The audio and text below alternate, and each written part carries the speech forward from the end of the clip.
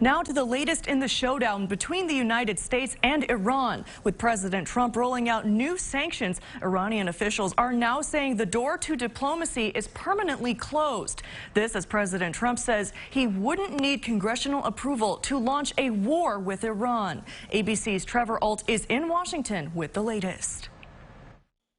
Overnight tensions once again rising between the United States and Iran. Monday, President Trump signing an executive order for new sanctions targeting Iran's supreme leader, giving the authority to lock up billions of dollars in the Ayatollah's assets in hopes of forcing Iran to the negotiating table. So I look forward to discussing whatever I have to discuss with anybody that wants to speak.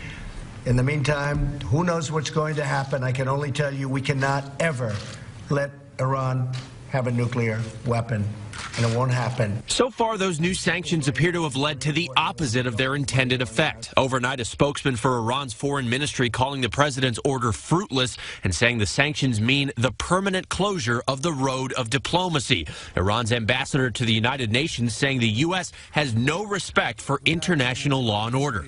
You cannot start a dialogue with somebody who is threatening you, who is intimidating you.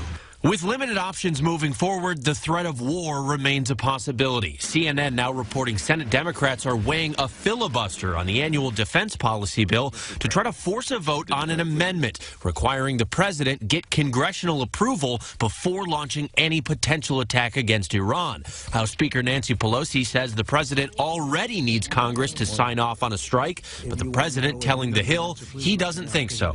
I like the idea of keeping Congress abreast, but I wouldn't have to do that.